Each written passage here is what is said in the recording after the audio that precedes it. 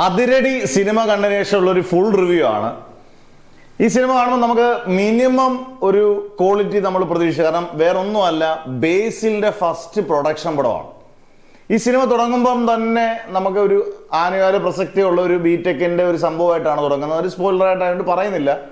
അത് നല്ല രസമായിട്ടാണ്, ഒരു ഇമോഷണൽ രീതിയിലാണ് പടം തുടങ്ങുന്നത്. പിന്നെ അങ്ങോട്ടൊരു ബേസിൽ ഷോയാണ്. ബേസിൽ ഫിസിക്കായാലും ബേസിലിന്റെ കോമഡി ആയാലും ഒരു 99% വർക്കായിട്ടുള്ള കോമഡി. നല്ല കളർഫുൾ പടം. ചമൻ ചാക്കോയാണ് എഡിറ്റിങ്, രാജാകൃഷ്ണന്റെ ഗംഭീര മിക്സിങ്, എല്ലാം ചേർന്ന് വന്നു. ഡയറക്ടർ എന്ന് പറയുന്നത് അരുൺ അനിരുദ്ധനാണ്. ഫസ്റ്റ് പടം ചെയ്തേക്കെന്ന് തോന്നുന്നില്ല. ഒരു മെഗാ ഹിറ്റിനുള്ള എല്ലാ സംഭവങ്ങളും ചെയ്തു വെച്ചേക്കുന്ന ഒരു ഡയറക്ടറിന് 100 കൈയടി കൊടുത്താലും പറ്റത്തില്ല, അതുപോലെ ഡയറക്ഷൻ സൂപ്പറായിട്ടുണ്ട്. പിന്നെ അങ്ങോട്ട് ടോവിനോ ഉണ്ട്. പിന്നെ ഒരു സർപ്രൈസ് താരമുണ്ട്. നമ്മൾ ആരാന്ന് പറയുന്നില്ല. സർപ്രൈസ് താരം ഒരു 10 മിനിറ്റ് ഉള്ളെങ്കിൽ സർപ്രൈസ് താരം തൂക്കി അടിച്ചിട്ടുണ്ട്. സർപ്രൈസ് താരം ടോവിനോ എനിക്കൊന്ന് ഏറ്റവും ബെസ്റ്റ് ക്യാരക്ടർ പിടിച്ച് നല്ല അടിപൊളിയായിട്ട് ചെയ്തിട്ടുണ്ട്. ടോവിനോ ഇതുവരെയും ചെയ്യാത്ത എന്നാൽ നല്ല രസകരമായി കൈയടക്കത്തോടുകൂടി ചെയ്തേക്കുന്ന ക്യാരക്ടർ.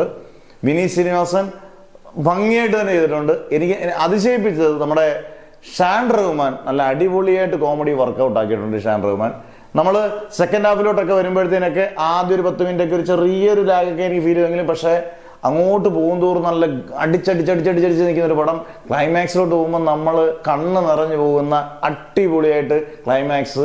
ഒരു കളർഫുൾ ഒരു ക്യാമ്പസ് ഇരുന്ന് ഇങ്ങനെ ഭയങ്കരമായിട്ട് ഇതാക്കുന്ന പോലെ ഒരു ക്യാമ്പസ് സിനിമയാണെന്ന് വെച്ചാൽ ക്യാമ്പസ് സിനിമയാണ്, എന്നാൽ അല്ല, എല്ലാ രീതിയിലും മിക്സ് ചെയ്ത ഒരു ഗംഭീര സിനിമ, ഒരു ആഘോഷ രാവ്.